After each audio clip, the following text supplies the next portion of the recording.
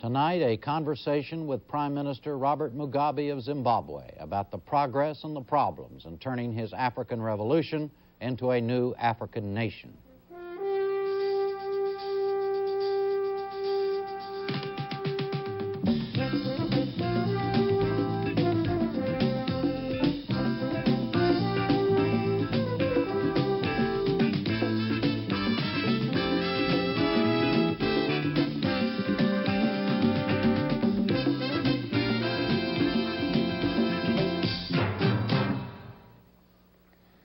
Good evening from United Nations headquarters in New York.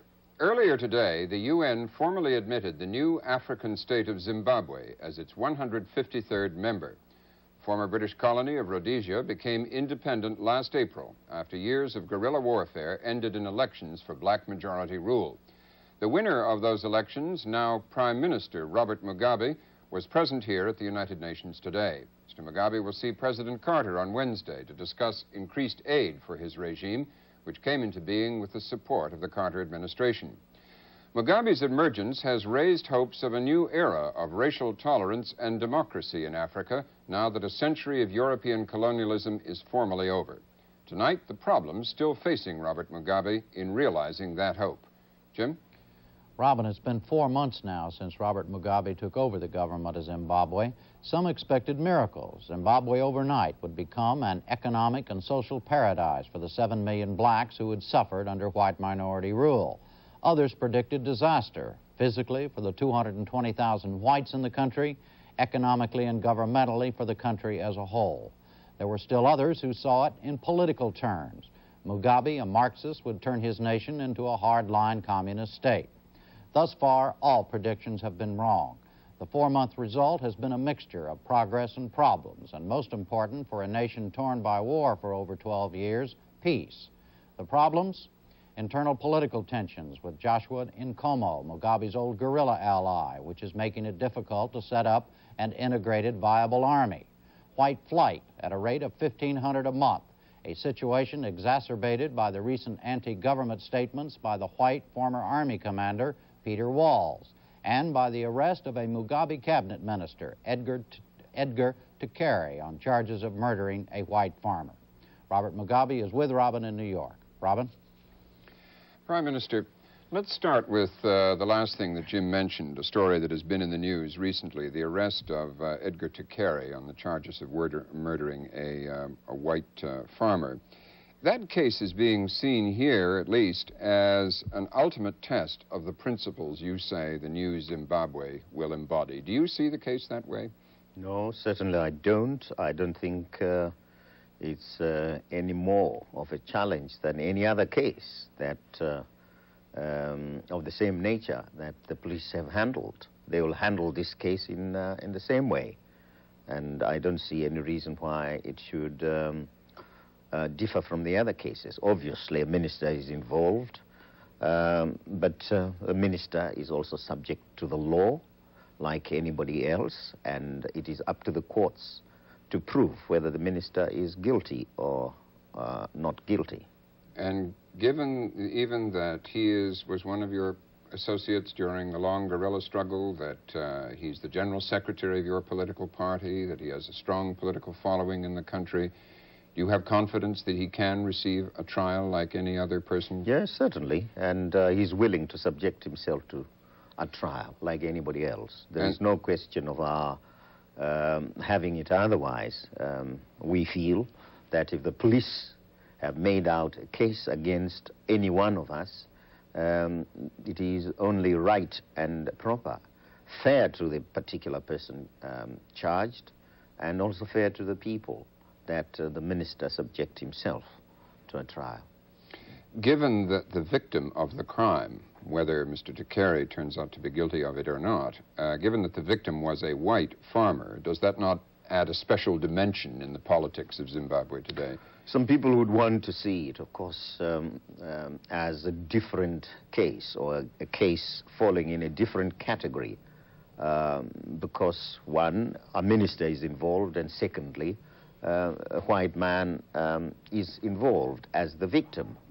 But as far as we are concerned, the situation is that there is a charge which has been made, and there is a victim who suffered death, and that victim could have been a black man.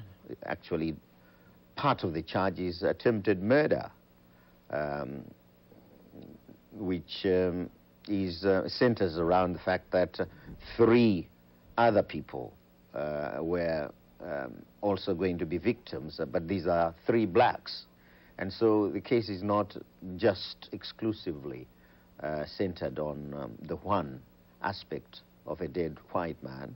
It is also centered on 3 others who, it is said, would have become similar victims. And as far as we are concerned, whether a white man dies or a black man dies in circumstances that lend themselves to a charge, the charge must be the same. Have you taken any special pains yourself to say to the justice authorities in this case, make sure that justice is done and is seen to be done, because it is especially important that it is seen to be done? I haven't said so in respect of other charges, and naturally I won't say so in respect of this charge, but I have said it in general, that the law must take its course, and that the case must come to court without any let or hindrance by anybody. The other dimension of Mr. Tekere is, of course, that he is one of those of your government who has spoken out for a rather more rapid pace of radical change socially and economically, whereas you have chosen what's described as a more moderate and slower course of change. Do you have the political strength to continue at your own pace? I don't know Edgar Tekere to have made any proposals about any radical changes different from those which we are undertaking at the moment. Whatever changes we are having to make are changes that fall within the programs that are agreed by our Central Committee as a whole, and not just changes out of my own mind. And then they translate themselves into programs which the cabinet must implement. This is how we operate. There's no question of Edgar Tekere being more radical than any other minister on these issues. None whatsoever, and I don't know of any proposal of his which can be said to be any more radical than the proposals of other ministers. But you wouldn't deny that you have chosen a fairly moderate and slowly paced course of change. No, we haven't done that. When you say I have chosen, again, you are not ascribing the change or the pace to me as a person, but it's my government, you see, which is embarked on a course which requires that we take into account the priorities which need our attention, first and foremost. And as we see things, what we need first and foremost is the consolidation of our independence. The forces that fought each other yesterday must now look at themselves as allies and work to consolidate peace and independence. Then secondly, there are those areas which are most urgent, where attention is required immediately, such as the resettlement of our displaced persons and providing them with more land, which we are doing, getting schools back into function, building more schools, repairing those which were damaged, more hospitals, repairing more those which were damaged, and extending the services in that way. This is what we are doing, and it's being done quite fast. I don't see how anybody could have done it otherwise. First, we must have peace, and only in the atmosphere of peace can we embark on any program to transform the country. Do the masses who were your followers and voters in the election think that you were doing it fast enough? Yes, there are no complaints, really. None. The only complaints I'm getting are from journalists and reports. You see, abroad, back home, people are not complaining about a lack of progress. In fact, they're very happy that government has proceeded in the manner in which it has done. You see, already education is free up to the primary school. Already the health service is free for the majority of the people, those of them who do not earn more than $150 a month. And already land is being allocated to people.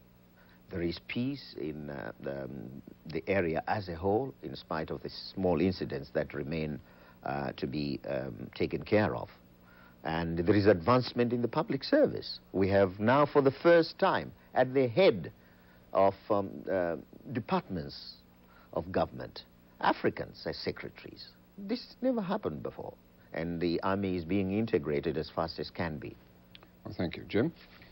Mr. Prime Minister, another case that's been in the news recently involves General Walls. He resigned, as you know, as head of the Army, and he had some bad things to say about you, saying that your electoral victory was brought about by intimidation, among other things. I understand it now that you would like for General Walls to leave Zimbabwe. Is that right, sir?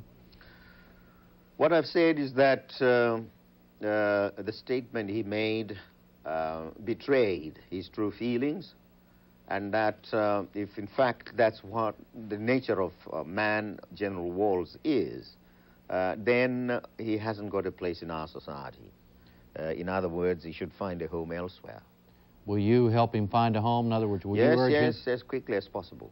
I see. Where is he now? I saw a report today that he had gone to South Africa and was now back in Zimbabwe. Is that correct? He's back in Zimbabwe now? I think so, yes. Have you taken steps now to get him out of the country? No, but it's absolutely necessary that he be assisted to get out and find a home elsewhere. I see. What were you... what was his job? He was put in charge of the Army on a transition basis for a year, is that right? To try to integrate the guerrilla forces of yours and Joshua Nkomo's plus the existing Army. Is that what he was to do? Yes, that's the main task with which I charged him. But he was not to work alone. He was to work alongside the Zanla commander, the Zipra commander, the commander of the former Rhodesian Army, and the Air Force commander. And this is the pattern which we had established for purposes of bringing about a quick integration of the Army. But the Army, of course, that had to be integrated was Zanla, the ZANU Army, Zipra, the ZAPU Army, and the former Rhodesian Army. Is that's not going very well, is it? It's going well now. I think the main hurdle at the beginning was lack of instructors to undertake the retraining program. But we have had, we now have these instructors. We have had to train them ourselves, and they're doing very good work, and the battalion is being turned out every fortnight. I see. That's not bad. On the General Walls case, do you think he has much of a following among the whites in Zimbabwe? Whatever the situation is, he's an enemy of the country. Whether he has a following or doesn't have it, I don't think he has a place in our community. I see. The figure that I've read here, again, as you say, reports from outside journalists, but the figure I read today was that since you took office, some 5,000 whites have left the country. Is that basically a right? Is that a right figure? Well, that's the statistical figure which they give us, that some 5,000 or thereabout have left the country since our independence. Why have those people left, sir? I cannot say, but I think some of them just cannot accept the reality of an African government. They are racist in character, and naturally to them, or to their type, we say good riddance. Others are perhaps frightened, and we are sorry about those ones. We are sorry for them, really, because they needn't be frightened about us. Our policy is one of trying to accommodate everybody and to ensure that all people are treated equally on a non-racial basis. That is the category of people we are sorry about.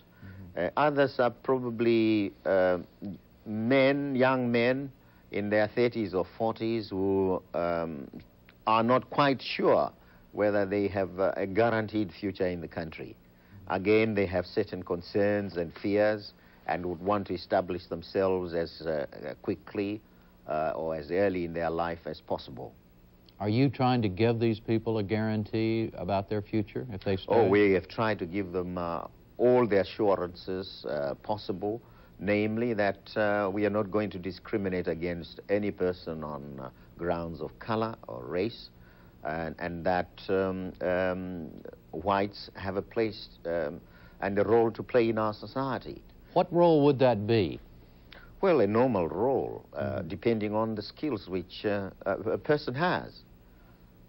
What about you're in your budget, you have decided not to increase, as I understand it, the tax rate in the upper income brackets. And this was interpreted here again by outside journalists as a gesture on your part to these very whites that, look, you're not out to get them, you're not out to get them. Is that what you meant by that? Well, certainly, yes. We do not want to make them feel that they are being discriminated against merely because they belong to the upper income group. And if we're to levy onerous taxes on them, it might force them out of the country, or at least to reduce their earning capacity, or the income that remains after the deductions. And they might feel that this is unfair, it is discrimination, it is aimed at the whites, and that government is therefore not well disposed towards the whites. Thank you, Robin. Prime Minister, you're going to see President Carter on Wednesday, and you've already said publicly that you're going to ask for more aid from the United States. Why is the aid the United States has offered so far, $20 million this year, 25 to 30 million next year, not enough?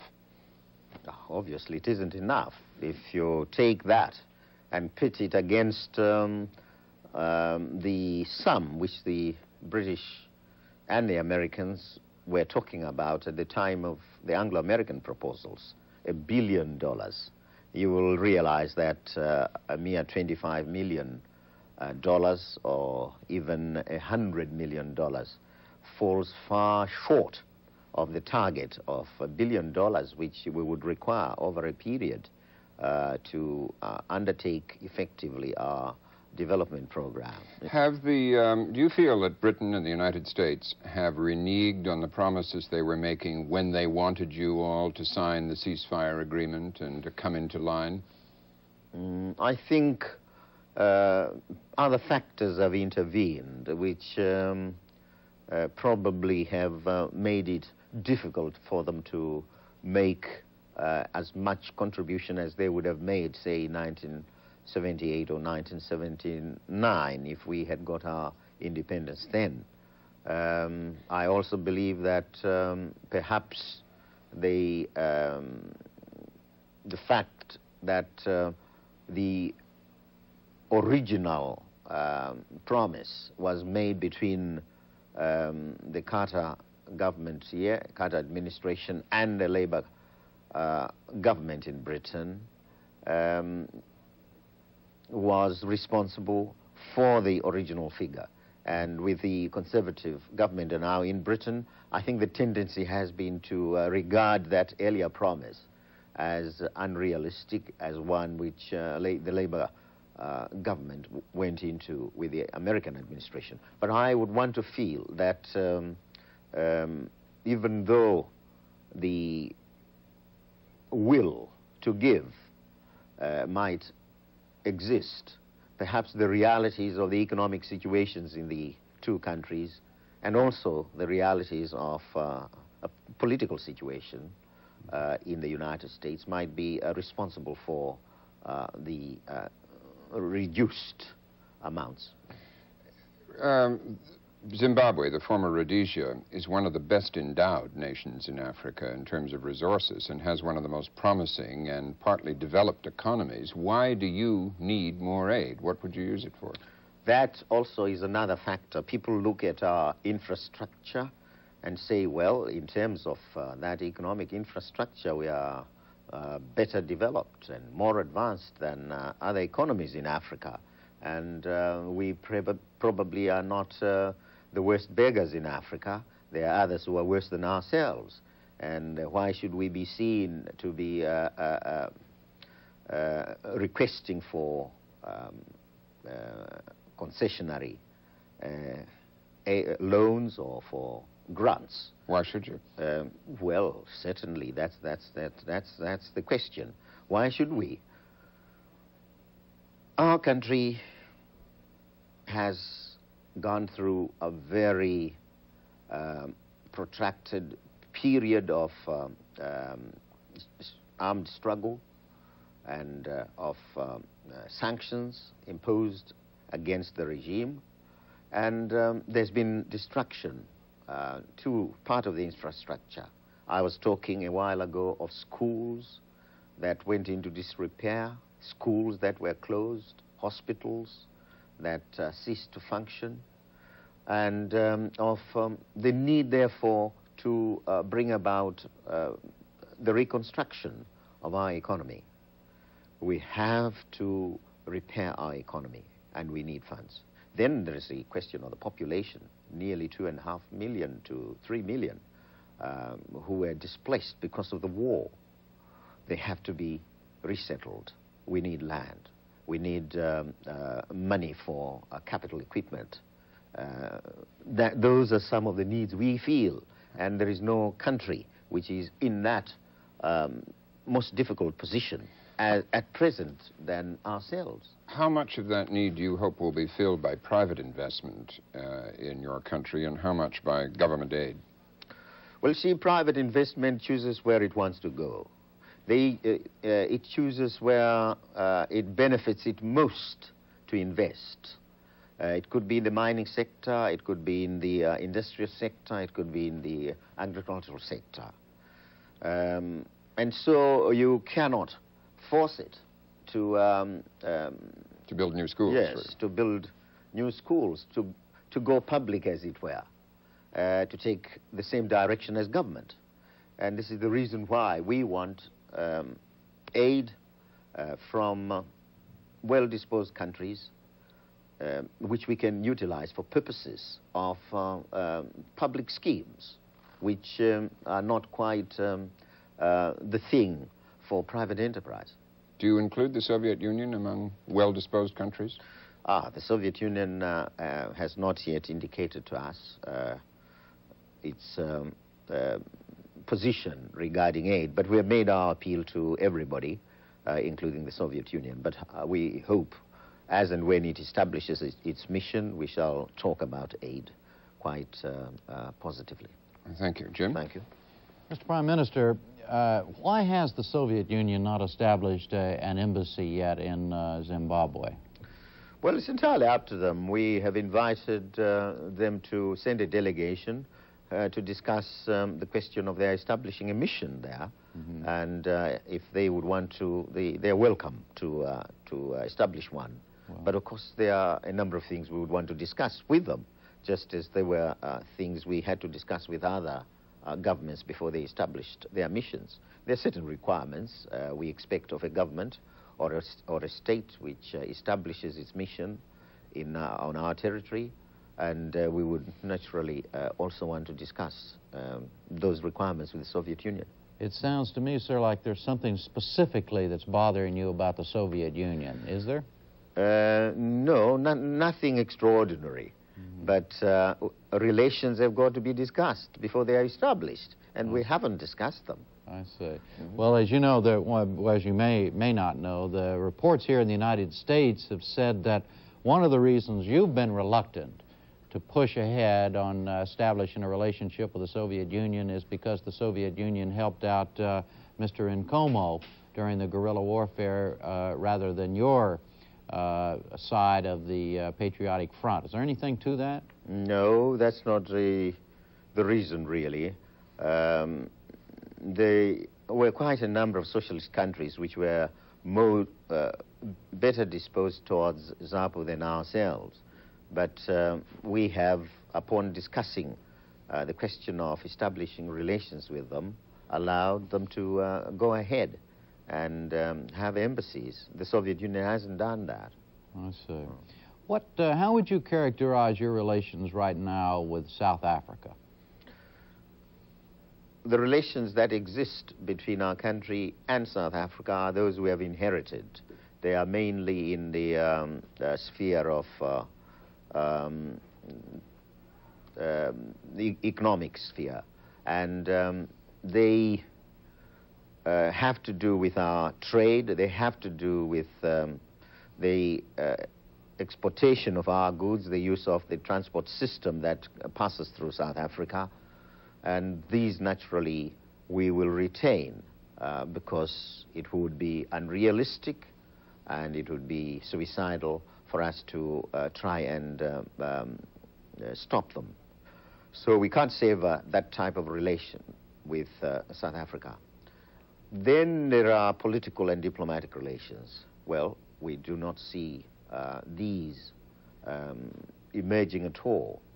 Our belief is that South Africa must not be associated with politically and diplomatically because of its apartheid philosophy, that the international community has a duty to pressurize on South Africa to bring about positive change in its system so there can be established true democracy in the territory.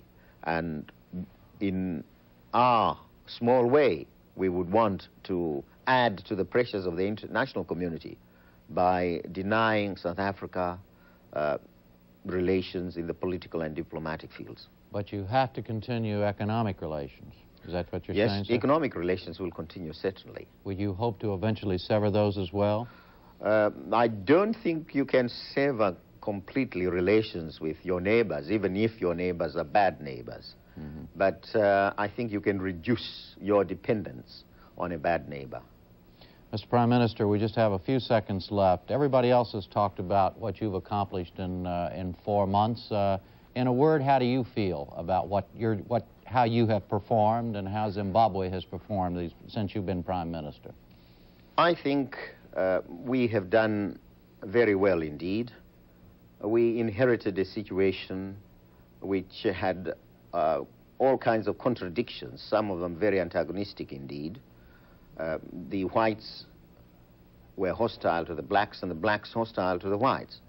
And within the blacks, they had been developed a certain group of puppets who worked against the interests of their own people.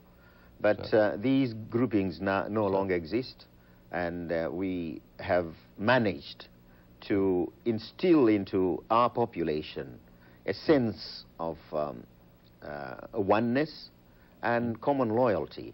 Thank you, Mr. Prime Minister. Good night, Robin.